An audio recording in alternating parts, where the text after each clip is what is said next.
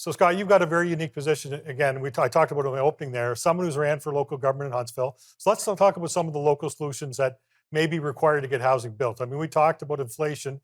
We see that there's what, is it like 286,000, under 300,000 homes being built a year. And yet we see immigration levels, as you mentioned in the last segment, at over a 500,000. And, even I think last year it was like 1 million.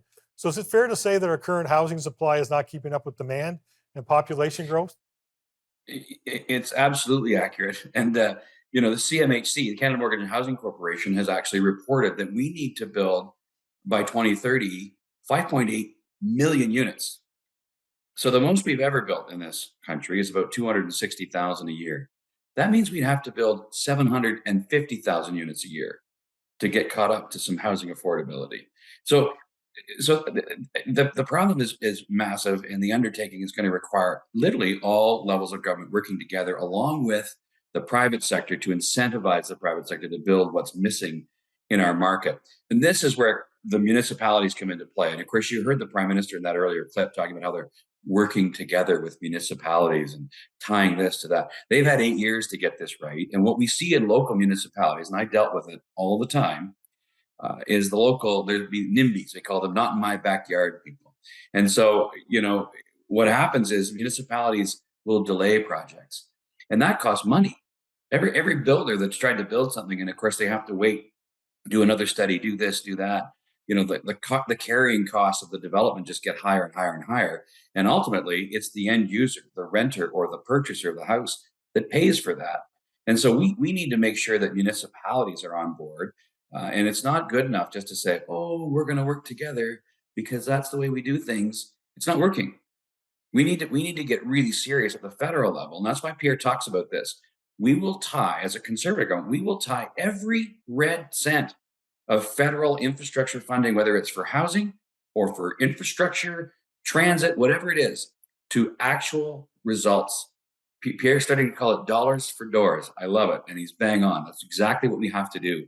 Otherwise, we're never going to get there. So you talked about the local level, and like I said, I appreciate your experience. You really understand, a lot of people don't want this stuff built. And what are some other things that local government can do in terms of removing red tape? Because that's the problem. You get people complaining, so that's one issue. But then you also get excessive, studies and we got to keep this thing going. Any thoughts, just based on your experience, on how we could do a better job? And I love the idea of tying the money, in terms of infrastructure dollars. But what do we need? What does it look like on the ground with the local levels of government? Yeah, local municipalities, there's a lot of tools at their disposal. And one of the biggest things they can do is to update their official plans and zoning bylaws to permit the kind of construction that we need to get going in our communities as of right. So you don't have to go to the municipality and get a rezoning or something like that. You don't have to go through the long public process. You go through that once when you update your official plan to say that you'll permit X density anywhere in the municipality, or specifically around high density urban transit. They could upzone things, like preemptively zone properties around major transit infrastructure, have it done and ready to go so that there isn't a long delay. The moment that subway station or that train station opens, it's ready to go. And there's, high density residential around it. There's lots of things municipalities can be doing. And the province of Ontario is doing a lot of good work.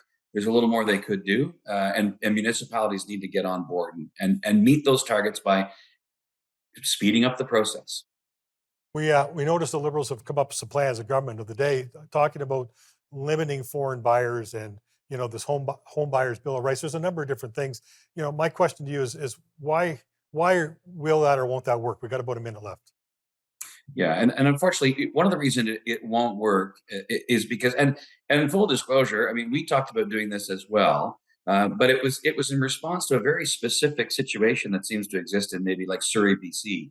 But the problem, of course, that we have is we need foreign capital to be invested in our housing market, and if you ban all foreign capital, then we'll never get caught up.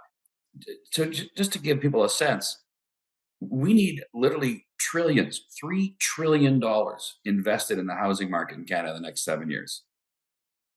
That you're not getting that. You're not getting that without investment from people who don't live in Canada. Canada's a great place to invest. They want to invest here, and we need them to invest so that we can build the homes that people need. That's great. Scott, when we come back from break, let's talk about some of those solutions again and maybe extend them a little bit and explain exactly what you would suggest that we do to get some of these homes built when we come back from break.